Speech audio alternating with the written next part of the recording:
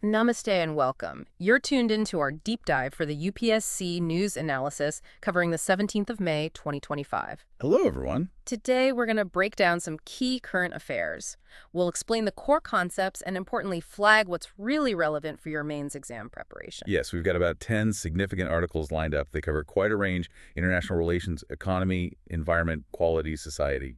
The works. Right. And the goal, as always, is to simplify the complex stuff, give you clarity, and really highlight the so what factor for your UPSC journey.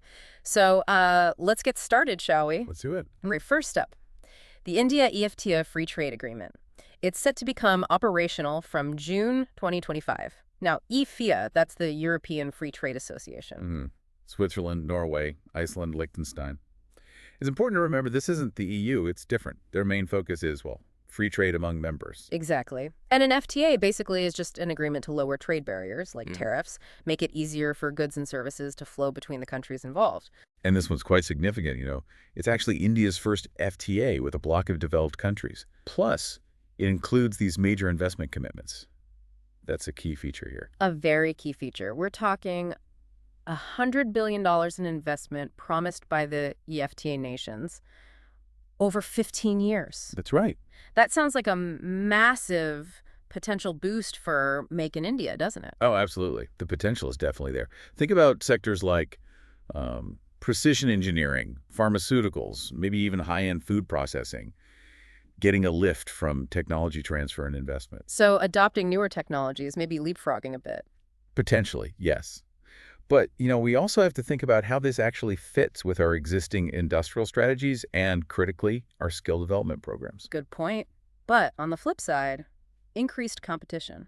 Won't that be tough for some of our domestic industries? Michirupse, definitely. Especially for smaller companies, the ones that haven't maybe reached that scale or high specialization yet, they could feel the pinch. And then there's the whole regulatory alignment issue. EFT nations often have pretty strict standards. Aligning ours will be complex, time-consuming, needs careful handling to avoid hurting our own businesses. Right. So for mains, you need to think about the impact on manufacturing, exports, investment flows, services sector opportunities, and innovation. That's GS2 and GS3 territory. And don't forget the governance angle. Transparency in how these deals are negotiated, the impact on small businesses. Those are important ethical points, too. And it's good to remember our other recent FTAs, like with the UAE and Australia, just for comparison. Yes, context is key. Okay, let's shift gears. From trade to the atmosphere. There's a UN report about a delay in the Antarctic ozone layer recovery. Ah, yes. The ozone layer, our stratospheric shield against harmful UV radiation. We all know about CFCs, the chlorofluorocarbons, that caused the damage, leading to the Montreal Protocol back in '87. A big global effort. A landmark agreement, really. And the Antarctic ozone hole is that seasonal thinning over the South Pole. So, the concerning news. The report says full recovery is now expected maybe around 2065. That's a delay. It is. Earlier projections were closer to 2045. Yep. So quite a setback.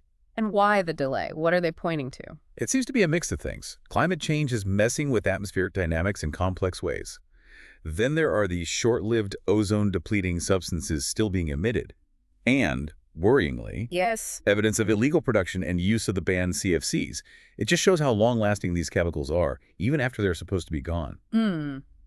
And India's role here, we're part of the Montreal Protocol and the Kigali Amendment too, right? Which targets HFCs. Correct. HFCs don't directly hit the ozone layer, but they're powerful greenhouse gases, so it's all connected.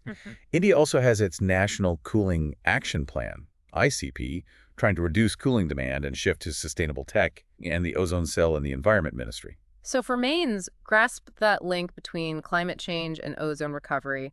The illegal chemicals issue highlights governance challenges. Exactly. And think about health risks from more UV ecosystem impacts, plus the whole HFC global warming connection, which brings in the Kigali Amendment. Lots of interlinkages there. Okay, next topic.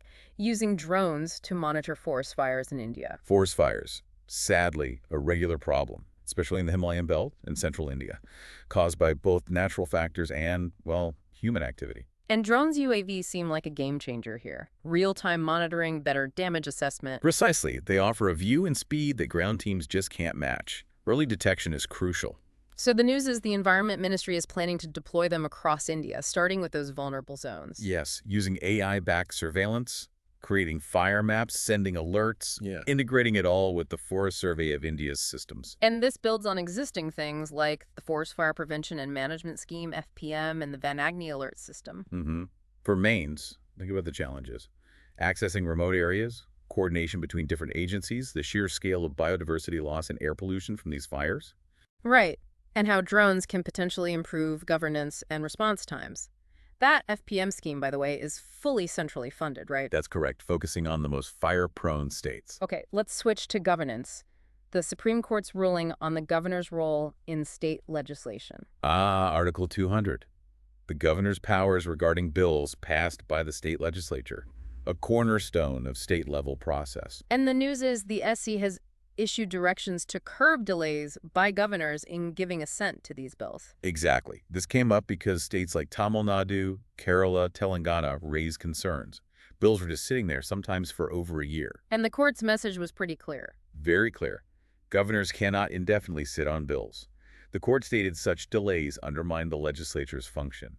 It's really about the balance in our federal structure. So Maine's relevance here is definitely strengthening federalism, center-state relations, GS2 material. Absolutely. You could also bring in recommendations from past commissions like Sarkaria and Punchy, which looked into the governor's role. And while there's no strict constitutional deadline for the governor to act. No, there isn't. But this judicial push is significant. It's nudging towards clearer norms. Okay, moving on. India's demographic shift and the labor force. There's a new MOS-PI report. Right. Key concepts here are demographic dividend, that potential economic boost from a large working-age population. And LFPR labor force participation rate the share of people working or looking for work, plus the dependency ratio. So the report flags some key trends. For the first time, the share of young people, say 15, 29 years old, is actually declining. Interesting. While the elderly population is increasing. Yes, especially in the southern states. We're also seeing a small improvement in the female LFPR, but honestly, it's still quite low compared to global standards. And those regional differences persist. BIMRU states with higher fertility, southern states aging faster. That pattern holds, yes. And the government has various schemes trying to tackle this. Skill India, PMKBY, Beti Bachao, Beti Padhao, Startup India. Right. So for mains, you should consider the long-term productivity impact of a smaller youth cohort, the persistent skill-job mismatch, those regional demographic gaps, and crucially, the low female LFPR. And remember that demographic dividend window is projected to start closing around 2036 to 2040. Time is ticking. The data source here is the PLFS, the Periodic Labor Force Survey. Okay, back to education. New UGC guidelines on multidisciplinary institutions. The UGC sets higher education standards and multidisciplinary education, basically integrating different subjects in one place. And this ties into the National Education Policy 2020, doesn't it? Strongly. NEP 2020 really pushed for this holistic multidisciplinary approach. The UGC wants to transform all institutions, aiming for about 1,500 high-quality multidisciplinary ones by 2030. Features like flexible curricula, students taking courses across departments. Exactly. It reflects that NEP vision, including the idea of MEUs, those model multidisciplinary education and research universities. But challenges exist. Infrastructure, especially outside big cities. Faculty shortages, particularly for these new interdisciplinary areas. Definitely. Those are major hurdles. And for mains, you need to think about these implementation challenges. Also, how do you balance deep disciplinary knowledge with broader learning? The goal is better global standing for our universities and improved employability for graduates. And NEP 2020's big target, 100% gross enrollment ratio in higher education by 2035. It's all connected. All right, let's turn to nuclear security in Asia. An IAEA report has flagged some concerns. The IAEA, the UN's nuclear watchdog, their job is promoting safe, secure, peaceful nuclear tech. Very important given the number of facilities in Asia. And the report warns about gaps, cyber and physical security issues. Yes, in several Asian countries, including India, China, Japan, Pakistan, South Korea, concerns range from aging infrastructure and cyber threats to personnel training and, crucially, not enough cooperation between nations on security. Okay, but India does have its own safeguards, right? The AERB and PCIL. Oh, yes. India has a robust domestic framework, and we've ratified key international treaties like the ones on physical protection and suppressing nuclear terrorism. So for mains prep, consider the risks of weak regional security architecture, the rising cyber threat dimension. And the potential instability or even terrorism risks if materials aren't secured properly.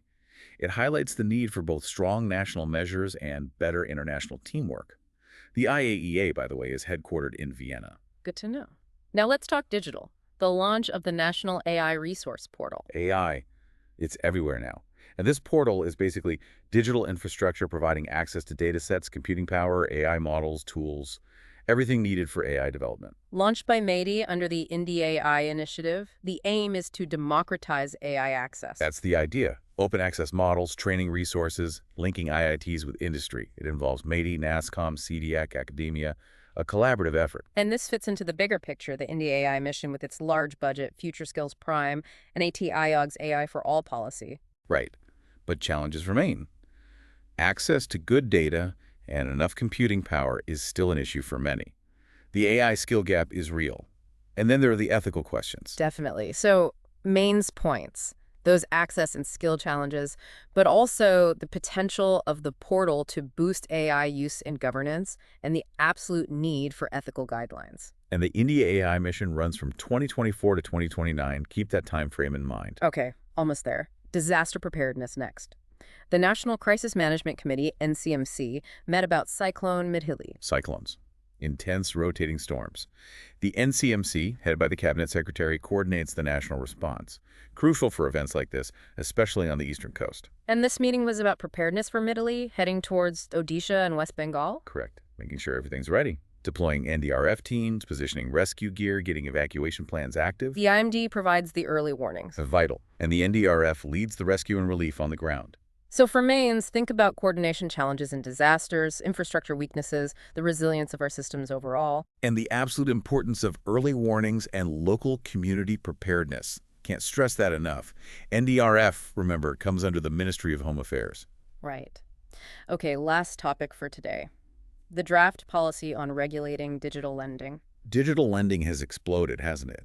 But it's brought problems, predatory practices, crazy interest rates, harassment by recovery agents, data privacy concerns. So the government's stepping in with a draft policy. Yes, to create a stronger regulatory framework. It focuses on licensing these apps, requiring RBI registration for legit platforms, demanding transparent loan terms, better data protection, and proper grievance redressal mechanisms. This builds on earlier RBI guidelines from 2022 and things like the Sachet portal for reporting dodgy apps. Exactly. For Maine's, think about the challenge of regulating all these apps, the need for better financial literacy among borrowers, and potential jurisdictional overlaps between regulators. The main goal is consumer protection and ethical lending, right? That's the bottom line. And CERTIN, the Computer Emergency Response Team, is also involved in the digital safety aspect. You know, when you look at all 10 topics together, It really paints a picture, doesn't it? The EFTA deal, the IAEA report, that's India's global economic and strategic play. the SC ruling, UGC guidelines, strengthening governance, building human capital. Ozone, forest fires, cyclones, environmental resilience, disaster management, absolutely critical. Demographics, labor force tackling social development challenges. And the AI portal, digital lending rules moving towards digital empowerment, but hopefully responsibly. It all ties back neatly to core UPSC themes across GS Papers 1, 2, and 3. Definitely. It shows India navigating its path towards, well, the Viksit Bharat 2047 vision, aiming for global leadership, empowered youth, secure governance, and a sustainable future. A holistic view indeed. Okay, that wraps up our deep dive for today. Do subscribe for our daily updates and please drop a comment below. Share your thoughts on these topics. You'll find the Telegram channel link in the description. You can read the detailed news there and also try a quiz based on what we discussed. Always good to test yourself. Absolutely. Until next time, Jai Hind. Jai Hind.